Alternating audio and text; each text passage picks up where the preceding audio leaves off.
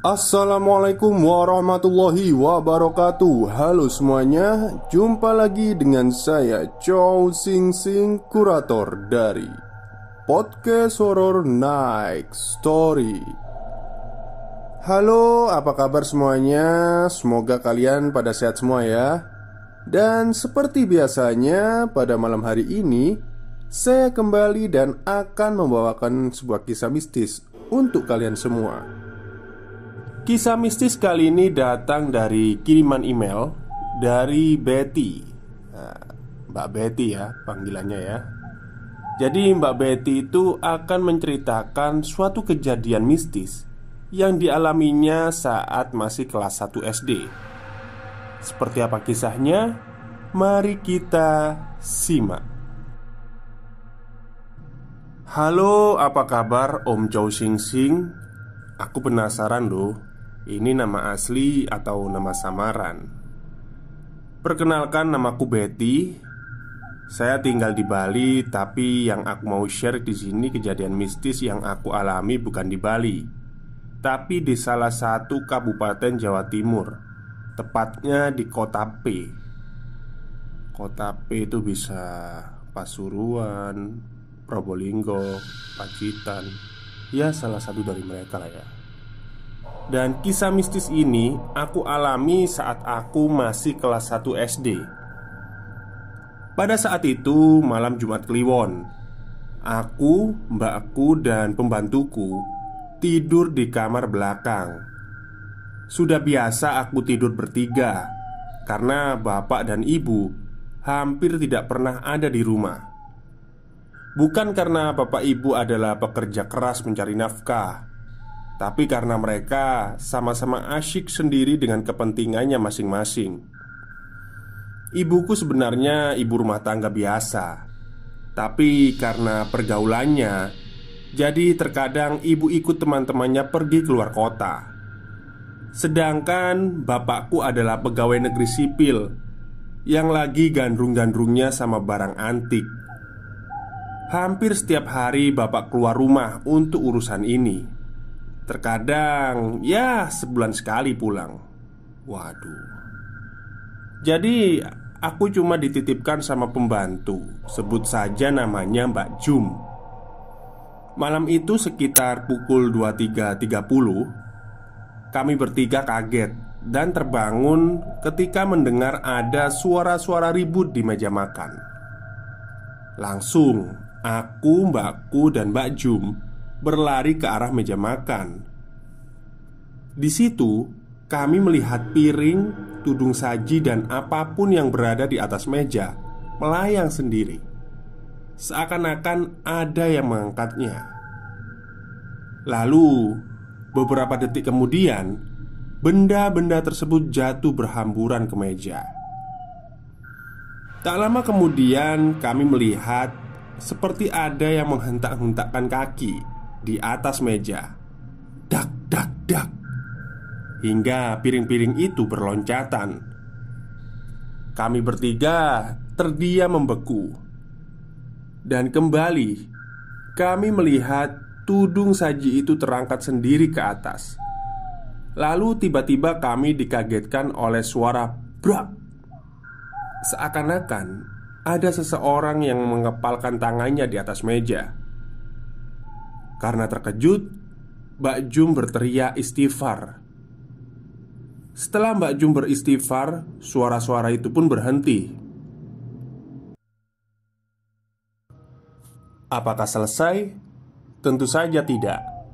Suara-suara itu kembali terdengar, tapi kali ini pindah di atas genteng rumah. Kami merasakan adanya makhluk besar yang sedang mondar-mandir sambil menghentak-hentakkan kakinya di atas genteng. Dan dengusannya seperti binatang yang buas. Mbak Jum membangunkan Mas Gun, anak kos yang kamarnya misah dari rumah utama. Mbak Jum meminta pertolongan Mas Gun karena dia adalah laki satu-satunya malam itu.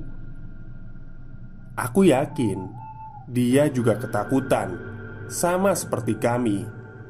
Tapi karena dia laki-laki, jadi dia terpaksa memberanikan diri. Padahal sih sebenarnya takut juga.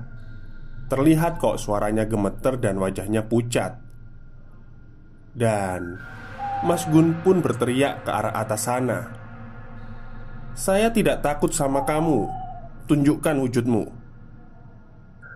Seketika suara tadi menghilang, senyap, dan keadaan kembali seperti semula. Kami berempat syok dan mengira-ngira apa yang terjadi barusan. Walaupun keadaan sudah kembali tenang, tetapi kami tidak berani tidur hingga esok pagi. Besok siangnya bapak datang dari urusan barang antik. Tanpa basa-basi, bapak langsung disambut oleh Mbak Jum, yang saat itu menangis histeris ke bapak dan mengancam kalau mau berhenti kalau terus-terusan begini. Bapak yang tidak tahu kenapa Mbak Jum menangis menoleh ke arah kami, seakan ingin mencari tahu apa sebabnya, dan seolah kami paham maksud bapak. Kami pun mulai berebut cerita apa yang telah terjadi semalam. Bapak diam aja, datar tanpa ekspresi, seperti tahu apa yang terjadi semalam dan siapa yang melakukannya. Setelah maghrib, bapak memanggil aku dan mbakku di ruang tamu. Bapak memperlihatkan sebuah benda kecil. Bentuknya mirip seperti keris, tapi dia kecil, sebesar jari telunjuk. Walaupun ukurannya kecil, tapi keris ini ajaib. Dia bisa berdiri sendiri tanpa harus dipegangi. Kata bapak, pelakunya semalam itu adalah si penghuni keris ini. Dia marah karena tidak dikasih makan. Rupanya bapak lupa kalau semalam adalah malam Jumat Kliwon dan waktunya dia memberi makan. Dan bapak mulai bercerita tentang asal-usul keris tersebut. Ya beginilah ya, kalau kita memelihara benda-benda seperti itu memang ada syaratnya ya. Jadi harus diberi, kalau saya tahu itu diberi kembang-kembangan, terus minyak gitu ya, di malam-malam tertentu. Kalau nggak dikasih itu bisa ada resiko yang ditimpakan kepada si pemiliknya atau keluarganya. Ya menurut saya nggak usah lah ya memelihara hal-hal seperti itu, karena itu bisa juga membahayakan diri kita. Oke lanjut. Bapak dapat keris itu dari seorang nenek yang tiba-tiba saja nongol di kantornya di siang hari. Karena di kantor bapak ada yang mempunyai nama yang sama, satpam kantor pun memanggil teman bapak yang satunya. Si nenek tersebut menolak temannya bapak. Katanya yang dia cari badannya gemuk. Ya berarti bapak saya yang dia cari. Setelah ditemuin sama si bapak, si nenek itu tidak pakai basa-basi, langsung to the point. Nanya begini, "Kowe gelem opo ora dititipile?" Atau translate-nya, "Kamu mau atau tidak dititipin ini nak?" Bapak tidak langsung menjawab, tapi malah balik bertanya, "Nitip opo mbah? Nitip apa mbah?" Tapi si nenek itu tidak menjawab pertanyaan si bapak. Dan sekali lagi dia bertanya dengan nada yang menekan. Bapak sendiri juga gak berani menjawab ya atau tidak, karena tidak tahu apa yang mau dititipin. Apalagi bapak merasa tidak mengenal nenek itu. Karena bapak menemui nenek tersebut di luar, lebih tepatnya hampir di pinggir jalan raya. Jadi pada saat itu ada angkot berhenti di dekat bapak. Secara refleks bapak menoleh ke arah angkot tersebut. Namun tidak lama kemudian bapak kembali menghadap ke si nenek. Tapi si nenek sudah tidak ada. Menurut bapak cuma dalam hitungan detik saja bapak berpaling. Kok sudah tidak ada si nenek itu? Lagi pula kalau benar nenek itu kabur, pasti sudah tahu jejaknya.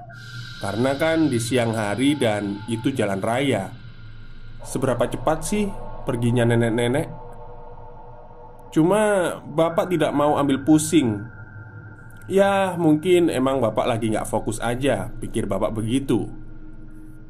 Setelah 2 hari kemudian sejak kedatangan nenek itu di kantor, malamnya bapak dimimpiin oleh nenek itu lagi. Kali ini nenek itu tidak lagi bertanya sama bapak, tapi langsung seperti memberi perintah.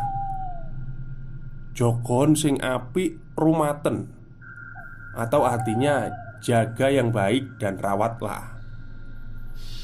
Besoknya pas bapak buka lemari jati, bapak menemukan keris itu sudah di dalamnya. Itulah akhirnya bapak mempunyai keris. Besoknya ibuku pulang dari kota M. Sekali lagi aku dan mbakku cerita-cerita tentang kejadian kemarin malam. Pas tahu cerita itu, bapak dan ibu bertengkar hebat. Baru aku tahu kalau bapak ternyata sembunyi-sembunyi soal urusan barang antik dan sudah berjanji sama ibu untuk berhenti. Ternyata bapak ingkar. Ultimatum ibu pun keluar. Buang keris itu atau kita cerai. Aku agak nyesel sih tahu ibu bapak bertengkar. Tahu gitu aku nggak cerita. Tapi mbakku terlihat biasa saja. Dia nggak ngerasa bersalah dengan pertengkaran orang tua kami. Malah asyik pergi bermain bersama teman-temannya. Mungkin kesempatan buat dia keluar rumah kali ya. Bapak akhirnya memilih untuk membuang keris itu dan berjanji bakal berhenti urusan dengan barang antik. Akhirnya bapak mulai mencari-cari orang yang bersedia menampung keris tersebut. Teman pertama adalah teman sekantornya bapak. Setelah keris itu diserahkan dan sesampainya di rumah, bapak mendapat telepon dari temannya itu.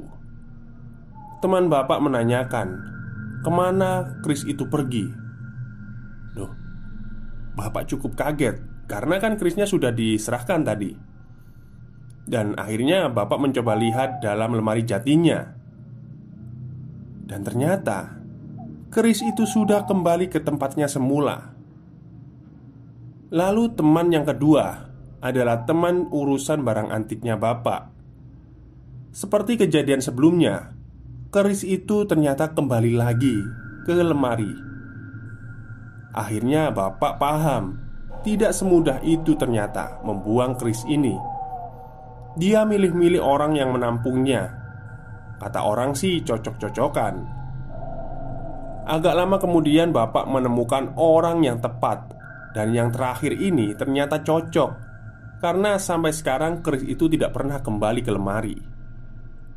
Tapi semenjak keris itu pergi, kami beberapa kali mendapatkan gangguan hingga sekarang.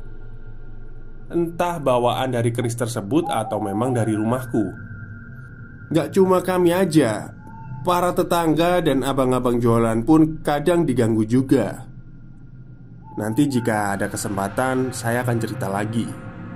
Sekian kisah dari aku Mas Jo. Semoga terhibur dan mohon maaf jika kata-katanya belepotan.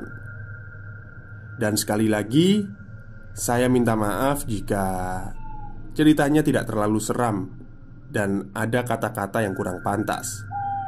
Salam sehat untuk keluarga dan tim podcast Horror Next Story. Betty. Oke, terima kasih kepada Mbak Betty yang sudah mengirimkan kisah mistisnya pada podcast Horror Next Story. Dan memang barang seperti itu harus, ya benar, harus cocok-cocokan orang yang memeliharanya. Karena apa? Kalau tidak cocok dengan orang yang memelihara itu bisa kacau gitu. Saya pernah ditawari ake. Ake itu cincin ya, cincin. Ya, cincin-cincin batu ake itu sama teman. Katanya itu bisa membuat wanita yang kalau kita memakai itu, wanita itu gampang kenanya sama kita. Maksudnya itu gampang tergoda lah sama kita. Cuman karena saya nggak mau, ya ngapain sih kayak gitu-gitu gitu loh ya. Dan takutnya itu malah saya yang dikendalikan oleh cincin tersebut gitu loh. Buat apa pakai hal-hal kayak gitu? Kayak kan sudah ganteng juga. Oke, mungkin itu saja yang bisa saya sampaikan pada malam hari ini. Terima kasih semuanya buat yang mendengarkan. Selamat malam dan selamat beristirahat.